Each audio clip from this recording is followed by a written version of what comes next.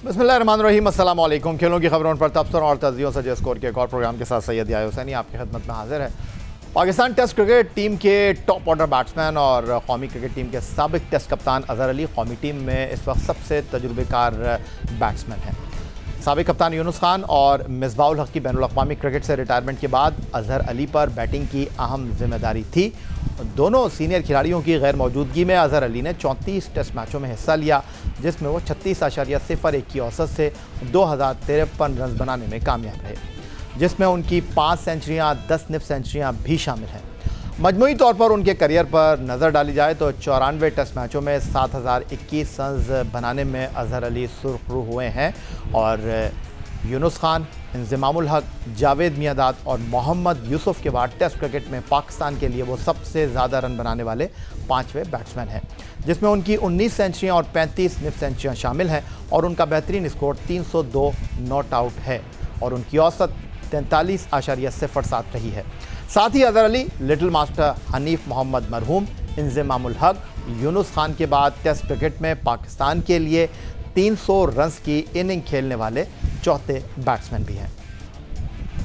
अजहर अली इस वक्त इंग्लैंड में काउंटी क्रिकेट खेलने में मसरूफ़ हैं और हमने जनाब अजहर अली की कुछ मसरूफियात में आराम का फ़ायदा उठाया और आज उनको अपने इस शो में मदऊ किया है। खुशामदीद कहेंगे अजहर अली आपको आज के शो में। हमारे साथ आप वीडियो लिंक पर मौजूद हैं, thank you very much. Pakistan cricket team के टॉप ऑर्डर बैट्समैनों में अजहर अली ने 13 जुलाई 2010 को लॉर्ड्स में ऑस्ट्रेलिया के खिलाफ टेस्ट डेब्यू किया, लेकिन टेस्ट क्रिकेट में पहली सेंचुरी स्कोर करने के लिए उन्हें 14 टेस्ट मैचों का इंतजार करना पड़ा। इससे कबल वो 2 मरतबा नर्वस 90s का शिकार हुए, लेकिन फिर उनके बल्ले ने पाकिस्तान टीम के लिए 3 हिस्सों की कई इनिंग्स खेली।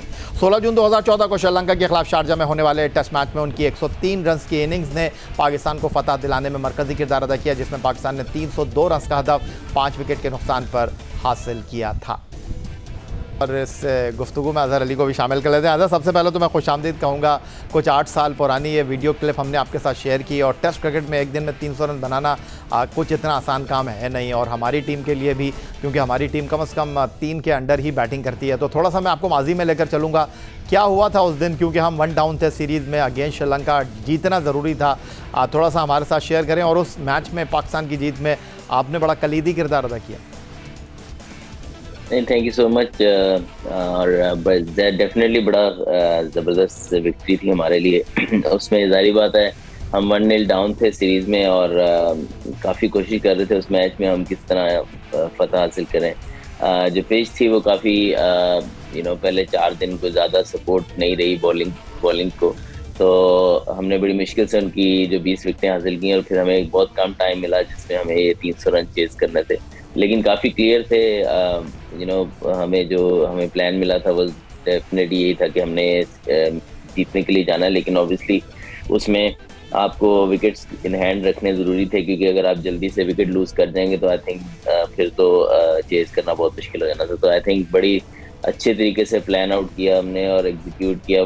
जो प्लान थे हमारे जस्ट ओवर 5 रन ओवर हमें चाहिए था, तो हम उसको कंटिन्यूसली हम कोशिश कर रहे थे कि उसके राउंड अबाउट बैटिंग करते रहें ताकि हमारे लिए बहुत ज़्यादा जो है रन रेट भी ऊपर ना जाए और हमारे पास विकेट्स भी हाथ में। तो अल्हम्दुलिल्लाह उसमें सरफराज की इनिंग बहुत की इनिंग थी, जिसके अंदर जो मेरे साथ पार्टनरशिप थी उसके अंदर उसने स्पेशली जिस तरीके से बैटिंग की वो आई थिंक एक टर्निंग पॉइंट था जहाँ से हमारा जो रन रेट था वो बहुत अच्छा हो गया।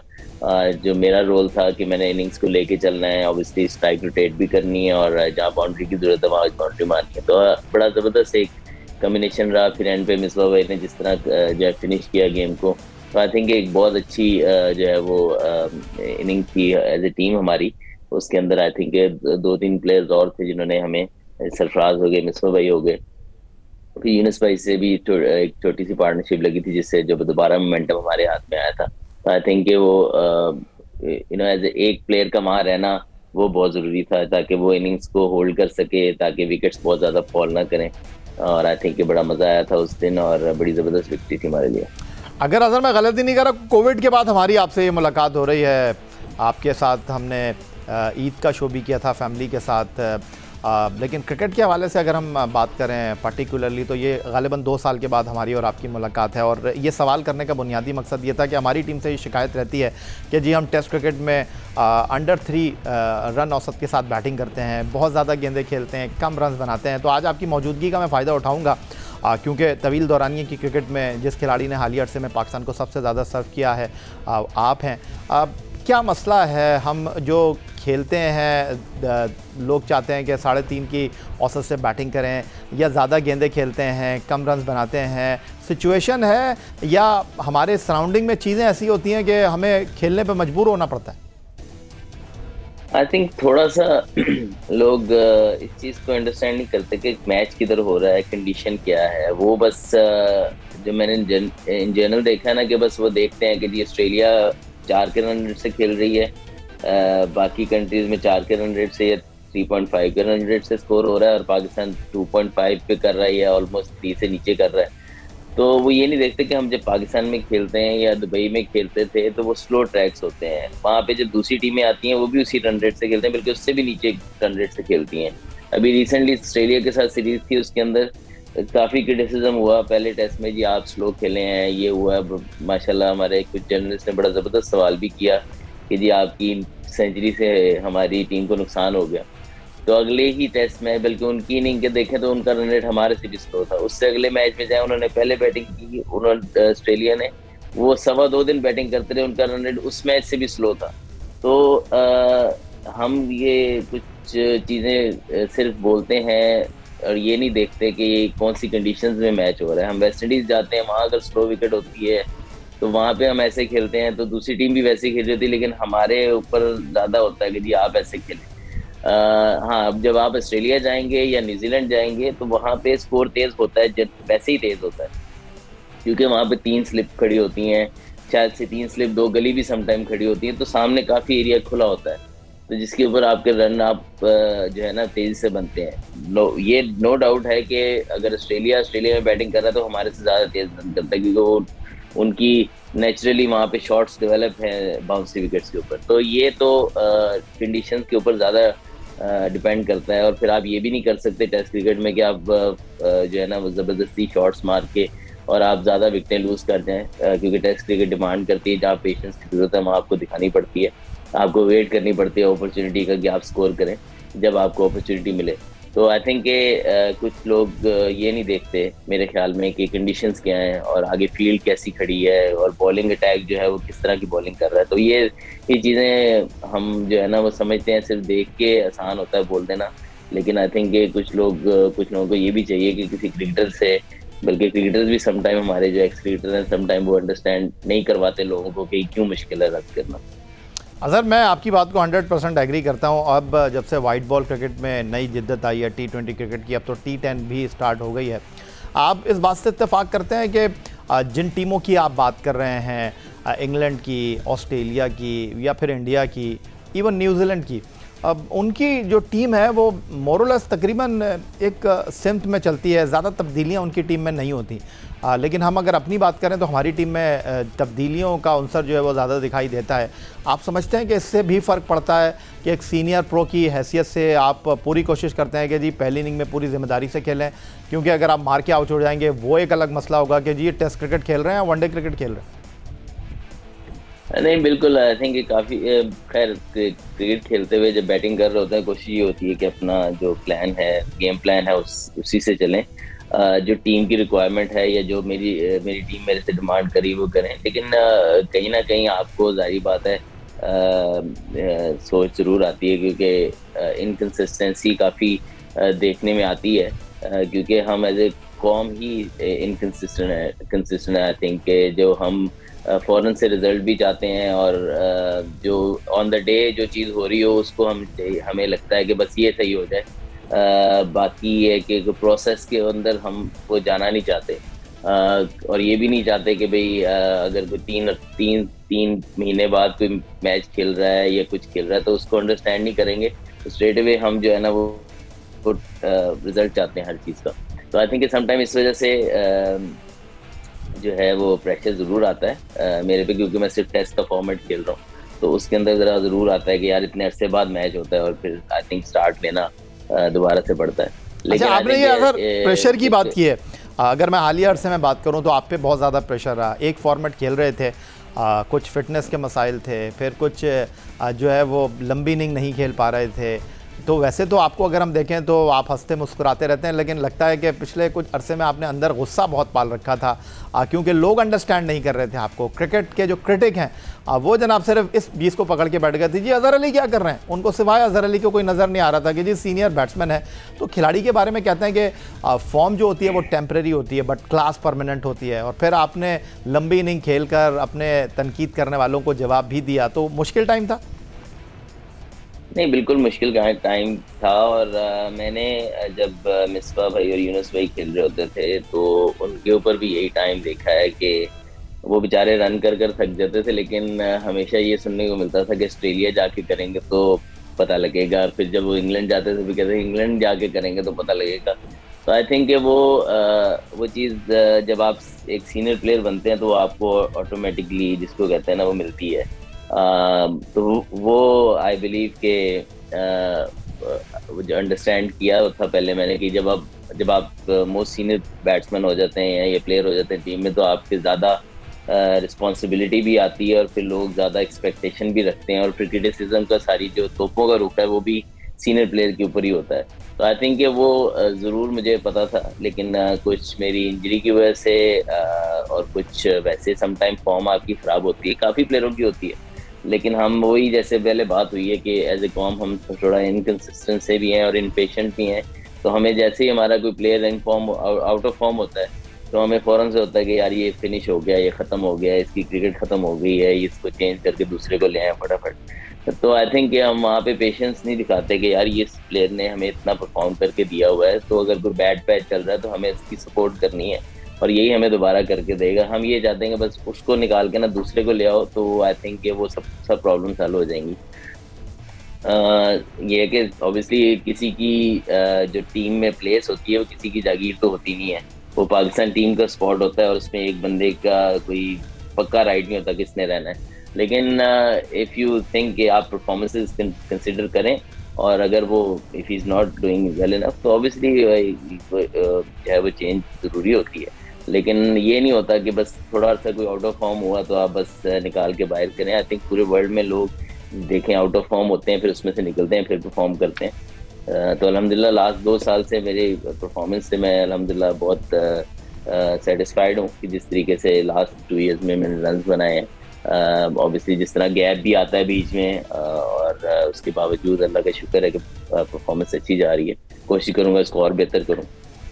ठीक हो गया अज़हर अली, बड़े 2 इंपॉर्टेंट पॉइंट आपने रेस किए हैं और डेफिनेटली आज आपकी मौजूदगी का मैं फ़ायदा उठाऊंगा। एक बैट्समैन की ऐसे लंबा करियर है माशाल्लाह आपका, कप्तानी आपने पाकिस्तान की वाइट बॉल क्रिकेट में और रेड बॉल क्रिकेट में की है, तो वो भी तजुर्बा है। ये जो आपने सवाल उठाया है कि जनाब हम बल्लेबाजों को ही मोरद इल्ज़ाम ठहराते हैं ऑस्ट्रेलिया और जनूबी अफ्रीका में, बहुत दिन से मैं इस हवाले से सोच रहा था और आज आपने दिल के तार अगर मैं कहूँ छेड़ दिए हैं तो शायद ये कहना गलत नहीं होगा। अज़हर अली जनाब हमारे साथ वीडियो लिंक पर मौजूद हैं इंग्लैंड से, और अज़हर अली से हम मज़ीद गुफ्तगू करेंगे। और आज अज़हर अली की कुछ जो बेस्ट परफॉर्मेंस हैं इंटरनेशनल टेस्ट क्रिकेट में, जो उनकी ऐसी इनिंग्स हैं जो शायद अज़हर अली भी भूल गए, लेकिन आज हम उनको याद कराएंगे। ये सब कुछ एक ब्रेक के बाद। Azhar Ali English county championship में वूस्टरशायर की नुमाइंदगी कर रहे हैं। एक जानिब पाकिस्तानी बल्लेबाज Shan Masood double century score कर रहे थे और अज़हर अली अपनी फॉर्म हासिल करने के लिए कोशिश नजर आए। इब्तदाई 3 मैचों में वो सिर्फ एक मरतबा ही डबल फिगर में दाखिल हुए, लेकिन तजुर्बेकार बैट्समैन अज़हर अली की टीम ने उन्हें मुसलसल मौका दिया और राइट हैंड बैट्समैन ने इसे भी गलत साबित ना होने दिया। डरहम के खिलाफ मैच में 92 रन बनाकर वो एक बार फिर फॉर्म में आए और फिर डार्बिशायर के खिलाफ 88 और 60 रन की इनिंग खेलने में कामयाब रहे। इसके बाद अज़हर अली ने लेस्टरशायर के खिलाफ डबल सेंचुरी बनाकर अपनी टीम वूस्टरशायर को इनिंग्स और 259 रन से फतह दिलाने में मरकजी किरदार अदा किया। अज़हर अली ने 225 रन की शानदार इनिंग खेली। जी अज़हर अली साहब, तो ये काउंटी क्रिकेट में भी आप गए और जाते ही आपको अच्छी रन्स नहीं मिले, लेकिन आपने फिर डूब कर उभरने का मेरा ख्याल है फन सीख लिया है। नहीं, डूब कर उभरने के बाद तो जिसको कहते हैं ना कि काफ़ी यंगस्टर्स भी देख रहे होंगे तो उनके लिए भी लर्निंग है कि जितने मर्जी आप क्रिकेट खेले हो, जितना मर्जी आप परफॉर्म किया हो, जो से मर्जी लेवल पे आप जाएं और आपसे रन नहीं हो, तो आप एक हर प्लेयर के ऊपर एक डिफरेंट प्रेशर्स होते हैं। नए प्लेयर के ऊपर ये प्रेशर होता है कि उसने जाके परफॉर्म करके अपने आप को साबित करने के इज गुड इनफ। फिर जब प्लेयर एक्सपीरियंस हो जाता है, उसने परफॉर्म कर चुका होता है, तो उसके ऊपर ये एक्सपेक्टेशन का प्रेशर होता है कि वो हर वक्त ऐसे लगता है कि वो तो परफॉर्म करेगा ही लाजमी। लेकिन जो है ना, वो जिस तरह ये काउंटी क्रिकेट है, आई थिंक आप एक प्रो जाते हो, ओवरसीज प्रो जाते हो, तो ऐसे लगता है कि आपने हर मैच में रन करने हैं, आपको फील ऐसे ही होता है। तो अनफॉर्चुनेटली पहले कुछ मैचेस में रन नहीं हुए, तो कुछ बैड लक चल रही थी, इसमें रन आउट भी हुआ, गलत डिसीजन भी हुए, कोई अच्छे बॉल भी गिर गए, तो एक डिफरेंट ऐसे लगना शुरू हो गया था कि जो है ना, मैं अगले रन कैसे बनाऊंगा। तो आई थिंक फिर दोबारा बेसिक्स पे जाना पड़ता है, और आई थिंक फोकस करना पड़ता है, और जो प्रोसेस को दोबारा आप कहते हो कि बस प्रोसेस में रहना ज़रूरी है। तो आई थिंक वो मैटर ऑफ टाइम होता है प्लेयर के लिए कि वो एक अच्छे रन एक अच्छी इनिंग खेले और दोबारा उसकी सारी चीज़ें वापस आ जाती हैं। तो वो 92 रन की जो इनिंग थी, जिसमें मैच हमने सेव किया, हम बड़े बुरे तरीके से मैच हार रहे थे, लेकिन हमने फिर लास्ट डे पे वो एक ही विकेट लूज की। तो वो मैच सेविंग इनिंग मेरे लिए बड़ा कॉन्फिडेंट बूस्टर रही, और उसके बाद अल्हम्दुलिल्लाह फॉर्म बहुत अच्छी रही, अल्लाह का शुक्र है। फिर 200 रन भी हुए लास्ट मैच में, तो ये बहुत ज़बरदस्त जो है अब दोबारा फॉर्म बहाल भी हुई है, और आई थिंक अब इंजॉय भी ज़्यादा कर रहा हूँ। जाते जाते अज़हर अली साहब, वो जो एक सवाल मैंने आपसे करना था, आखिरी सवाल ही समझ लें कि हम बात करते हैं ऑस्ट्रेलिया और साउथ अफ्रीका में जाके हमारे बैट्समैन जो हैं उनके हाथ पांव फूल जाते हैं, रन नहीं कर पाते। क्या आप इस बात से इत्तेफाक करेंगे कि हमारे बॉलर कहाँ परफॉर्म करते हैं ऑस्ट्रेलिया और साउथ अफ्रीका में जाकर, जब सामने स्कोर बोर्ड पर मेज़बान टीम जो है वो 400 रन लगा दे, एक दिन में 500 रन कर दे, 600 रन स्कोर बोर्ड पर सजे हों, तो बैटिंग ने तो स्ट्रगल करना ही है, लेकिन कभी हम इस चीज़ को नहीं देखते कि जी हमारे बॉलर ने कितने रन दिए। सारा मलबा जो है बल्लेबाजों पर ही गिरता है। इत्तेफाक करेंगे आप इस बात से? जी बिल्कुल, ऐसा ज़रूर है कि हमारी बैटिंग ज़्यादा हाईलाइट होती है, ऑल्दो कि जो हमारे ऑस्ट्रेलिया के लास्ट टूर्स थे, अगर हम कंपेयर करें पाकिस्तान और इंडिया के लास्ट टाइम हम जितने लास्ट टूर्स हुए हैं, तो पाकिस्तान और इंडिया ने same amount of average inning total किया है पाकिस्तान और इंडिया ने, लेकिन इंडिया ने वहाँ टेस्ट मैचेस ज़्यादा जीते हैं। वो इसलिए कि वो उसी रन्स में जो ऑस्ट्रेलिया को वो आउट करते रहे। तो आई थिंक ये ज़रूर बात है कि हम बैटिंग को देखते हैं कि बैटिंग बाउंसी विकेट्स पे कैसी खेलती है, लेकिन हम क्या एज ए बॉलिंग यूनिट उस तरीके से जज कर पाते हैं। मैं क्रिटिसाइज नहीं कर रहा बॉलर्स को, लेकिन हमने शायद उस तरह